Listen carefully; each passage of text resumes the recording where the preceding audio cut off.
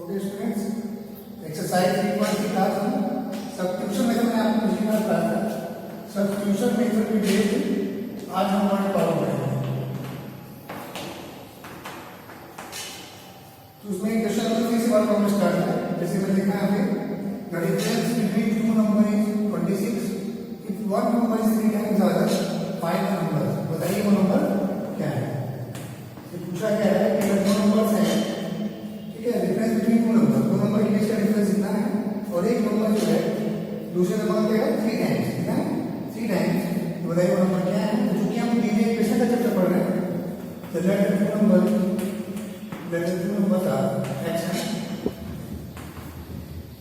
अब question as given क्या दिया गया है, दोनों का डिफरेंस क्या है 26 x minus Y into 26।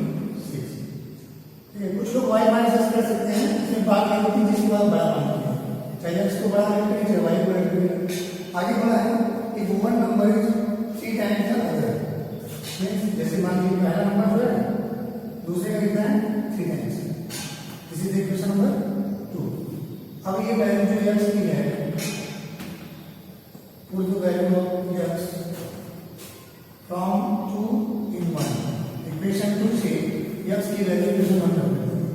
3y minus 5 equal to 26, 2y equal to 26, y equal to 30, y equal to y equal to equation 2 यहाँ x equal to 3 into 30 equal to 39। तो आपका आंसर क्या है, वो नंबर क्या है आपके, वो नंबर है 39 और ये क्या है आपका 30। आंसर चेक कर सकते हैं। अगर इसका डिफरेंस निकालेंगे, इसको माइनस करके दे जाएगा 26 और देखिए एक नंबर दूसरे का 3 टाइम्स है, ये 30 है, इसका 3 टाइम्स क्या होगा 39। I hope you will understand this question. Now next question को करते हैं। क्वेश्चन को क्या बोला आपका, the larger of to supplementary angle. तो सबसे पहले आपको समझिए सप्लीमेंट्री एंगल, अगर दो एंगल का सम करने कितना है 180, जैसे 80 प्लस 100, तो ऐसे जो एंगल इसको सम करने में रखिए उसको एक supplementary angle. The larger of to supplementary angle exceed the smaller by 80 degree. मतलब जो बड़ा वाला एंगल है तो छोटे वाले से 80 कितना है, तो फाइंड इसको फाइंड करना है। मान लीजिए लेट फर्स्ट एंगल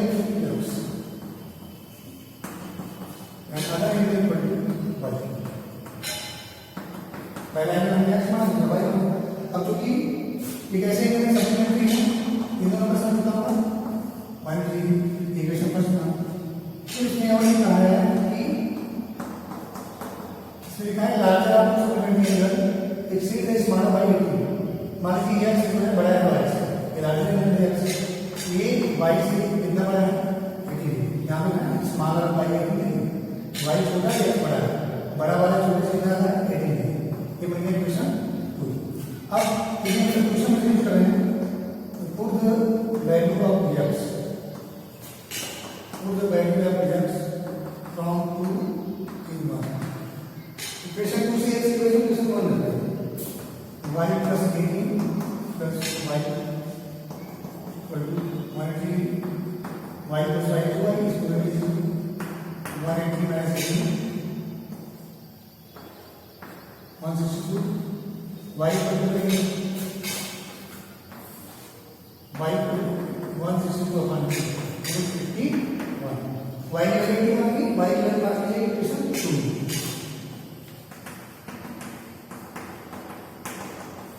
जो यहाँ रखेंगे इक्वेशन 2 में x equal to 81 plus 18।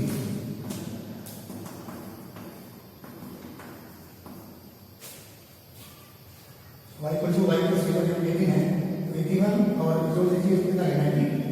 कौन सा हो गया, पहला एंगल आ गया 99 डिग्री, दूसरा एंगल कितना है 81 डिग्री। आंसर चेक कर लीजिए आंसर सही है। अगर मान लीजिए आपने सारा कर लिया और आपको आंसर नहीं पता एग्जाम में, इन दोनों को ऐड करेंगे कितना है, देखिए इसको ऐड करेंगे कितना है 1 डिग्री, मतलब ये कैसे है सप्लीमेंट्री। यहाँ पे आंसर इसको फॉलो कर रहा है, ऐड किया ना तो आपका आंसर राइट है। क्वेश्चन नंबर 4 हम करते हैं, 3 आपको कर लीजिए हो दीजिए। क्वेश्चन नंबर 3 में इक्वेशन लॉन्ग है, 3 आंसर है। शॉर्टकट है, आपको उसी क्वेश्चन बता रहा हूँ, समझ जाएंगे। ये क्वेश्चन ध्यान रखिए, जैसे किसी टैक्सी में आप बैठ जाएंगे, उसमें बोला जा रहा है कि अगर टैक्सी में बैठ जाएंगे तो उसका फिक्स चार्ज, अगर आप टैक्सी में बैठे तो आपको ₹10 देना ही देना। इसके बाद चार्ज पर किलोमीटर जितना दूर जाएंगे उसको मैंने क्या माना वाई रुपये। जैसे मान लीजिए अगर आप टैक्सी में बैठे तो उसका फिक्स चार्ज ₹100 नहीं है। इसके बाद जितना किलोमीटर जाएंगे, जैसे 2 किलोमीटर में हर किलोमीटर का जो है 50 रुपये, तो ये फिक्स चार्ज हो गया और ये चार्ज पर किलोमीटर। तो उसी से रिलेटेड क्वेश्चन यहाँ पे मैंने मान लिया फिक्स चार्ज कितना है ₹100 और जितने चार्ज आप कवर करेंगे हर किलोमीटर का कितना है ₹22। तो पहले क्वेश्चन में कहा गया है कि उसमें 10 किलोमीटर ट्रेवल किया है तो ये हुआ फिक्स चार्ज। अब 1 किलोमीटर में कितना है ₹22, तो 10 किलोमीटर कितना होगा ₹10 बराबर 105। सेकंड क्वेश्चन में यही है कितना क्या है 15 किलोमीटर, यस 10 15 बराबर कितना दिया इसमें 155 पे 155। अब इसको मैं साथ में सब्स्टिट्यूशन ले लेते हैं, तो चाहे इससे किसी एक से x या y की वैल्यू फाइंड करेंगे। तो चलते हैं फर्स्ट में फ्रॉम फर्स्ट x की वैल्यू निकाली है 105 माइनस 10। इसका क्वेश्चन फ्री बना लीजिए। अब इसमें से निकालना है x की वैल्यू, इसे क्या करना होगा, put the value of x, put the value of x from 3 to 3 से काटना है सेकंड। यह की वैल्यू रखेंगे 105 माइनस 10y प्लस 59 बराबर 155। ये कितना हो गया आपका plus 5y 155 5 155 minus 5 0 5 y 50 upon 5 is 10। y रखना y का समान कीजिए क्वेश्चन पढ़ लो। Put y equal to 10 in equation third. Equation third में equation थर्ड आता है x equal to 105 minus 10 into 10, 105 minus 100 कितना आपका 5। इसका मतलब फिक्स चार्ज आपका कितना है ₹5 और चार्ज पर किलोमीटर कितना है आपका ₹10। यहाँ से मिलेंगे कि फिक्स चार्ज आपका आ गया ₹5 और चार्ज पर किलोमीटर, चार्ज पर किलोमीटर कितना है ₹10। अब इसी क्वेश्चन में पूछा है कि अगर 25 किलोमीटर एक आदमी जाए तो यहाँ पे इसको कितना किराया देना होगा, हाउ मच पे टू मैन ट्रैवल 25 किलोमीटर। तो इक्वेशन क्या बन जाएगा 25 किलोमीटर के लिए फॉर 25 किलोमीटर x प्लस 25, ठीक है। x की वैल्यू क्या है 5 प्लस y की वैल्यू क्या है 10, x की वैल्यू 5 है, यहाँ पे 5 और 10 इसमें लीजिए तो कितना हो गया आपका, इसको कितना देना पड़ेगा 255 रुपीज बार value 25 rupees. Okay students, question number 5 ये काफी अच्छा क्वेश्चन है आपके बुक से, एनसीईआरटी से। इफ फ्रैक्शन बिकम्स 9/11, एक फ्रैक्शन है वो 9/11 हो जाता है, तब हो जाता है if 2 is added to both numerator and denominator. जब उसके न्यूमरेटर में हम 2 ऐड करते हैं तो फ्रैक्शन कितना बचा 9/11। फिर सेकंड केस बोला है if 3 is added to both numerator and denominator it becomes 5/6, तो बिकम्स 5/6 फाइंड फ्रैक्शन। तो बताइए वो फ्रैक्शन क्या है, सॉल्यूशन देखिए इसका। मान लीजिए न्यूमरेटर कितना है उसका x, डिनोमिनेटर कितना है y, तो फ्रैक्शन क्या होता है numerator upon denominator, means fraction आपका होगा x अपॉन y। अब हम केस फर्स्ट चलते हैं, पहले इतना आप कर लेंगे न्यूमरेटर x मान लेंगे डिनोमिनेटर y, तो फ्रैक्शन आपका बन जाएगा x upon y। Case first किधर करते हैं जो कर रहा है जब हम इसमें 2 is added to both numerator and denominator, इतनी लाइन पढ़ेंगे। जब हम उसके न्यूमरेटर और डिनोमिनेटर में 2 ऐड करते हैं, मींस इसमें 2 ऐड करना है, इसमें 2 ऐड करना है, तो फ्रैक्शन कितना हो जाता है 9/11 हो जाता है आपका 11x प्लस 22 9y प्लस 18। यहाँ से आपको हो जाएगा 11x माइनस 9y और इसको दे दीजिए equal to -4। This is equation number 1। पहली कंडीशन, पहला कंडीशन, इसमें ऊपर से 2 ऐड करना था, ये बन जाता 9/11 क्रॉस मल्टीप्लाई करेंगे 11x प्लस 11 टू 22 इधर 9y plus 18 11x minus 9y दूसरी साइड जाएगा 18 माइनस 22 माइनस 2 ठीक किस सेकंड पे करते हैं किस सेकंड को लगा रहा है ये 3 ये टू बोथ लिमिट है लिमिटर अगर हम ऊपर नीचे 3 ऐड कर दें लिमिटर में फ्रैक्शन क्या बन जाएगा 5/6 ठीक है बिकॉज़ मतलब 6x plus 18 equal to 5y plus 15 6x plus 18 equal to 5y plus 15 यहाँ हो जाएगा 6x minus 5y equal to ये हो जाएगा 15 minus 18 minus 3 तो आपके पास मेन होता है आपको इक्वेशन बनाना इक्वेशन बन गया तो सर्कल आप जानते हैं सॉल्यूशन कैसे करना है तो हमारे पास जो इक्वेशन है इसको हम सॉल्व करेंगे और फ्रैक्शन की वैल्यू फाइंड करेंगे क्या है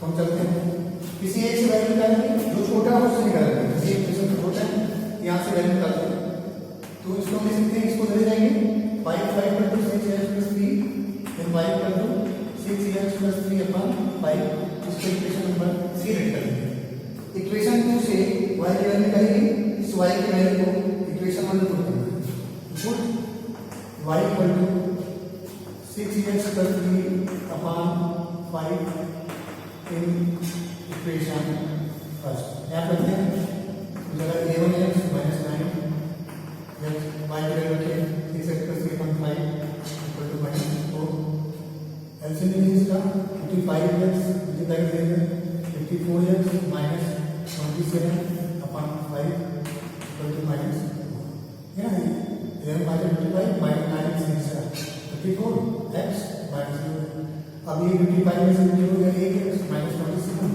ये उस साइड जाएगा minus 20 x equal to 27 minus 20 कितना आएगा 7 ये x की वैल्यू अपनी जाएगी 7 और इस x की वैल्यू को आप रखना है क्वेश्चन नंबर 3 में जहाँ से आपको y फाइंड होगा तो क्वेश्चन 3 को चलते हैं put x equal to 7 equation 3 y equal to 6 into x की वैल्यू 7 यहाँ रखना है plus 3 upon 5 6 में 42 plus 3 45.5 equal to 9 तो x की वैल्यू 7 आ गई y की वैल्यू है फ्रैक्शन क्या बनेगा आपका फ्रैक्शन क्या होगा x का y value of x 7 value of y 9 अब जरा आंसर चेक करते हैं अगर आप एग्जाम में जाना चले हैं आपका समय बनाए हैं ऑलरेडी कुछ हो रहा है तो ये आंसर सही है गलती कैसे चेक करेंगे जैसे क्वेश्चन में कहा था कि अगर ये आपने फ्रैक्शन आ गया इसमें कहा गया है अगर ऊपर और नीचे 2 ऐड करें तो फ्रैक्शन क्या हो जाएगा 9/11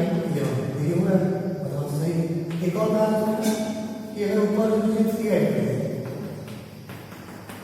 10/12 2 से करें देखिए 5/6 है इसका मतलब कि आपका आंसर परफेक्ट है नेक्स्ट क्वेश्चन नंबर 6 कि आपका ए से रिलेटेड प्रॉब्लम देखिए आपके एग्जाम में एक फ्रैक्शन वाला क्वेश्चन आता है और ये ए से रिलेटेड बनाते हैं और भी क्वेश्चंस हैं ये ए से रिलेटेड पहला क्वेश्चन आता है और भी एक्सरसाइज हम पढ़ेंगे रिलेशन क्रॉस मल्टीप्लिकेशन हम देखेंगे इसमें क्या बोला है 5 year hence the age of Jacob will be 3 times the age of his son 5 year hence यहाँ पर आगे भी 5 year ago मींस दो कंडीशन है इसका मतलब क्या होता है after 5 year ago Jacob age was 7 times that of his son 5 साल पहले जो जैकब की एज थी वो अपने बेटे की था 7 times what are their present age तो बताइए उनकी इस समय एज कितनी है तो यहाँ दो कंडीशन दी है इसका मतलब लिखेंगे तो हम दोनों में वो मान के लिए age of Jacob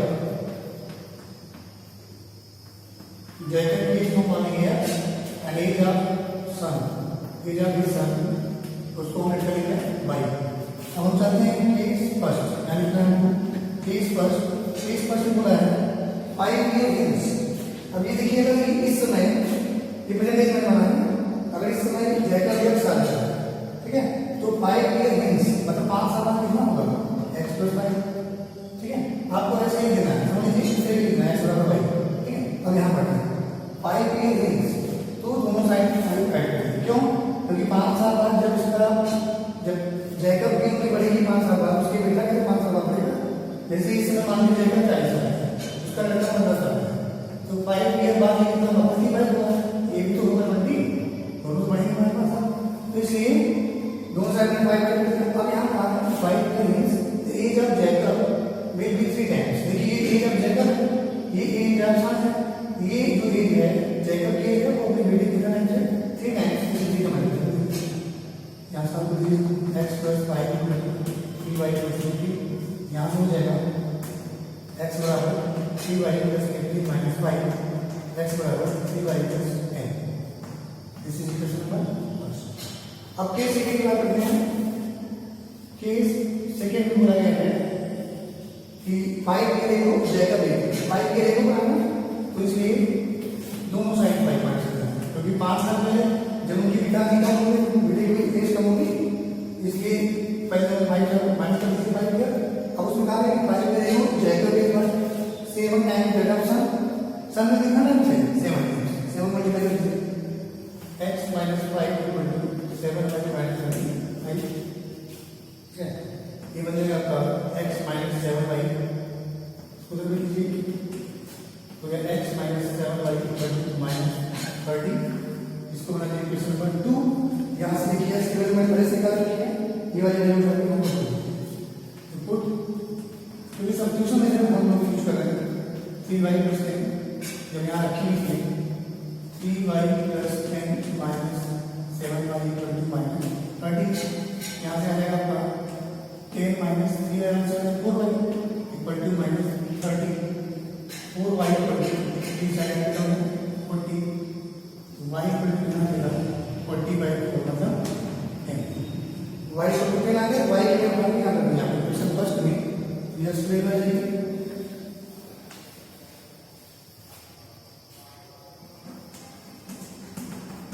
bye y को 10 में फर्स्ट है x = 3 × 10 + 10 कितना क्या था 40।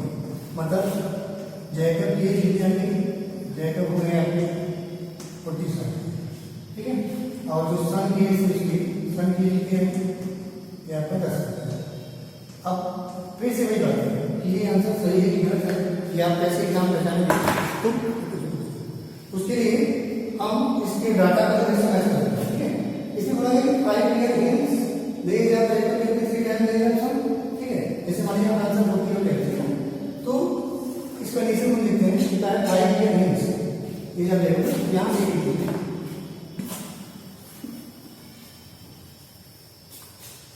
अकॉर्डिंग टू कंडीशन लिखते हैं। तो जैसे हमारा आंसर आया आपका 40 हो गया, ठीक है। अब इसमें बोला गया कि 5 ईयर मींस तो 5 ईयर मींस कितना हो जाएगा 55, ठीक है। और ये भी 5 ईयर मींस 15। अब उसमें बोला गया जैकब की 3 टाइम्स, ये 3 टाइम्स आ रहा है, ये इसका 3 टाइम्स है, मतलब आपका आंसर सही है। एक और कंडीशन देखना 5 के लिए हो तो अगर ये पहले ले जाइए वाली इसमें हमने 40 हो गया, तो उसमें बोला गया कि 5 के लिए हो तो 5 के लिए कितना होगा 35 होगा, ये भी 5 के लिए होगा 5 होगा। इससे बोला गया कितना है 7। देखिए इसका 7 टाइम्स नहीं है, इसका मतलब आपका आंसर है 100% राइट। अब हम लोग अगला मेथड पढ़ेंगे क्वेश्चन सॉल्व करने का, एलिमिनेशन मेथड। एलिमिनेशन क्या होता है, गायब करना है, ठीक है। किसी एक वेरिएबल को x या y को गायब करते हैं। जैसे आपके पास इक्वेशन में 2x + 3y = 6 x + y = 1, ठीक है। इस इक्वेशन को आपको सॉल्व करना है इस मेथड से, एलिमिनेशन मेथड से। इसके लिए हम क्या करते हैं, जैसे कोएफिशिएंट देखते हैं, ये का कोएफिशिएंट है 2, यहां का कोएफिशिएंट क्या है कुछ नहीं मान सकते, तो क्या करना है आपको, ठीक है। इसके 1 से मल्टीप्लाई कर दीजिए और इसके 2 से मल्टीप्लाई इसको यहां हम मान लेंगे, नहीं करेंगे कोई दिक्कत नहीं, 2 से करेंगे 2 जाएगा। तो इसमें 2 से मल्टीप्लाई करना है आपको, इसमें 1 तो पहला वाला से यहां 2 से मल्टीप्लाई करेंगे 2x + 2y = 2, इसमें भी होगा इसमें भी। इसके बाद ये सेम लाइन होगी, इसको क्या करना है आपको माइनस करना है, कैसे 3y - 2y = y = 4, तो y होगा भी।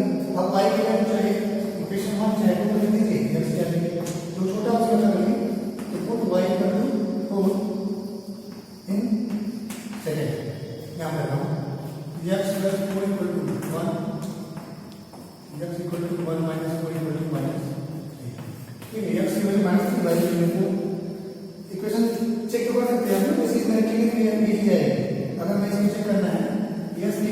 को -3 y की प्लेस कर दो 4 कितना क्या 1 बंटवारे से सही है। ये मैंने पढ़ा एग्जांपल लिया है इसका। दूसरा क्वेश्चन देखिए,